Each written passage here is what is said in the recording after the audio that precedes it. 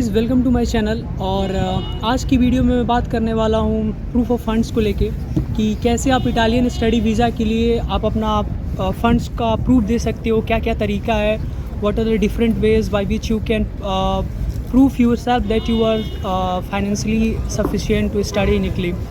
सो video को start करते हैं। एंड वीडियो को स्टार्ट करने से पहले मैं अपना एज़ यूजुअल एक छोटा सा इंट्रोडक्शन दे देता हूँ। मेरा नाम नितिल कुमार श्रीवास्तव है एंड मैं यूनिवर्सिटी ऑफ मेसिना का स्टूडेंट हूँ। और ये उनके लिए था जो मेरे चैनल पे न्यू है। एंड पहले तो बहुत ज़्यादा thank you, day by day अपनी चैनल ग्रो कर रही है और आप सबका सपोर्ट मिल रहा है। So thank you to all of you. And फिर आते हैं वीडियो के टॉपिक पे। तो मैं आज 3 तरीका बताने वाला हूँ जो कि जिससे आप प्रूफ ऑफ फंड शो कर सकते हो इटालियन स्टडी वीज़ा के लिए। सो जो पहला तरीका है वो तो सबको पता होता है कि आप अपना बैंक स्टेटमेंट दिखा सकते हो। जो आपको स्पॉन्सर कर रहा है उनकी बैंक स्टेटमेंट जो कि 6 मंथ पुरानी होनी चाहिए।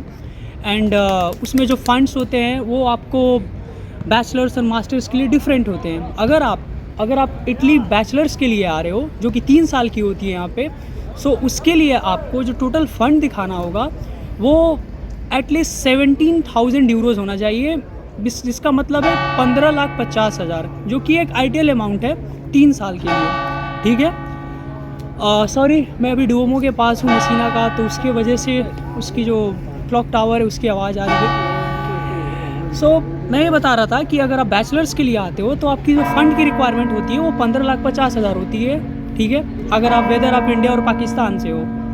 बट अब अगर आप पाकिस्तान से तो इसको आप डबल कर देना, क्योंकि बहुत सारे मेरे व्यूअर्स पाकिस्तान से, बांग्लादेश से भी हैं, तो आप अपने कंट्री के अकॉर्डिंग इसको कर देना। मैंने इंडियन रुपीज़ में बताया 15,50,000। ठीक है, अब इस फंड को आप शो कर सकते हो बैंक स्टेटमेंट के थ्रू जो आपके स्पॉन्सर होंगे।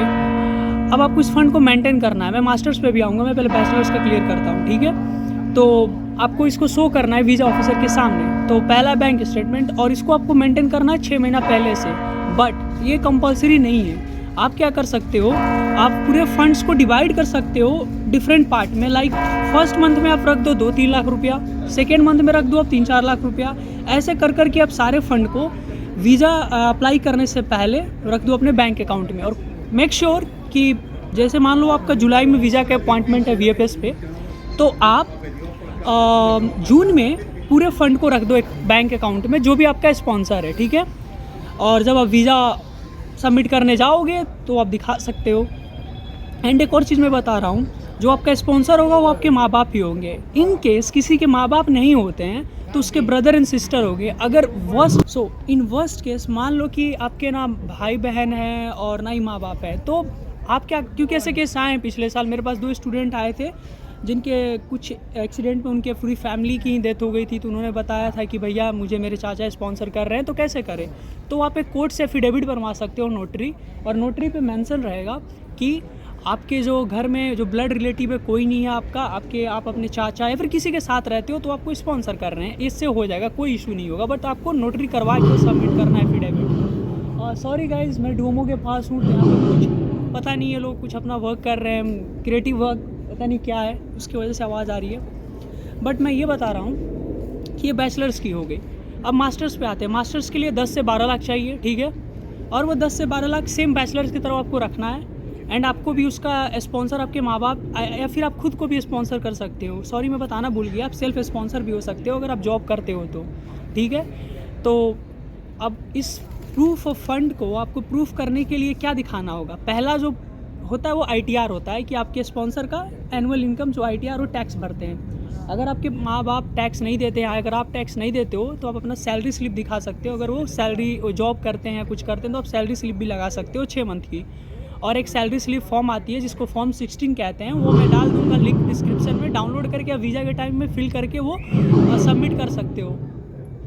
ठीक है, अब मैं आपको ये तो मैंने बता दिया, मैं आपको बता रहा हूँ कि आप दूसरा किस तरीके से शो कर सकते हो। तो दूसरा जो तरीका है प्रूफ ऑफ फंड शो करने का वो है आपका, अगर आपके पास प्रॉपर्टी है जिसकी वैल्यूएशन बहुत ज़्यादा है तो आप शो कर सकते हो। लाइक 50 लाख से ज़्यादा है तो बहुत सारे सीन में क्या होता है, मैंने देखा भी है केस कि बच्चे बैचलर्स के लिए आ रहे हैं, 10 लाख पैसे शो कर दिए और बाकी का फंड्स को अप्रूव देने के लिए उन्होंने अपने प्रॉपर्टी का जो भी उनके पास उनकी लैंड है, उनके पास उनके फैमिली के पास, उसका वो वैल्यूएशन शो। ओके, मैं बता रहा था कि आप प्रॉपर्टी का वैल्यूएशन शो कर सकते हो, ये तरीका हो गया। आपके पास गोल्ड है, आपके घर में पड़ा हुआ, तो आप गोल्ड भी शो कर सकते हो, गोल्ड का वैल्यूएशन, ठीक है। तो मैं ही बता रहा था कि आप गोल्ड का वैल्यूएशन भी शो कर सकते हो। आपके घर में गोल्ड है, गोल्ड का कितना वैल्यू है, उसको भी वीज़ा ऑफिसर के सामने शो कर सकते हो। तो ये तरीका होता है प्रूफ ऑफ फंड शो करने का। और मेक श्योर कि आप जब भी आप अपने स्पॉन्सर का दिखाओगे प्रूफ ऑफ फंड, उसको भी नोटरी करवा लो कोर्ट से, ये भी बहुत कंपलसरी होता है। सो मैंने आपको इस सारे तरीका बता दिया, बैंक स्टेटमेंट आप, और सबसे इम्पॉर्टेंट चीज़ तो मैं बताना भूल गया, बहुत सारे बच्चों के पास पैसे नहीं होते, मुझसे पूछते कि भैया कि हम लोन दिखा के आ सकते हैं। ज़रूर आप बैंक से लोन ले लो, बट मेक श्योर कि वो लोन आपके स्पॉन्सर जो भी स्पॉन्सर कर रहे हैं उनके अकाउंट में आना चाहिए, सारे पैसे आ जाना चाहिए और वीज़ा के टाइम पे शो कर। सॉरी गाइज अगर कुछ एक्स्ट्रा आवाज़ आ रही हो, क्योंकि मैं डोमो के नीचे ही बैठा हूँ और ये लोग अभी के टाइम पे कुछ अपना ट्रेडिशनल चीज़ फॉलो करते हैं। अब पता नहीं क्या है मुझे, बट मैं ये बता रहा था कि मैंने आपको ये बता दिया कि आपको स्पॉन्सर किसको बनाना है, प्रूफ ऑफ फंड कैसे शो करना है। हे गाइज सॉरी मैं वहाँ से उठ के आ गया क्योंकि उधर आवाज़ हो रही थी, तो मैं आपको अच्छे से क्लैरिटी नहीं दे पाता अपनी चीज़ों का। तो मैं ये बता रहा था कि आपको मैंने तरीका बता दिया प्रूफ ऑफ फंड्स का, बैंक स्टेटमेंट कैसे शो करना है, ITR लगा देना है, फॉर्म 16 लगा देना है, और आपको कब से मेंटेन करके रखना है।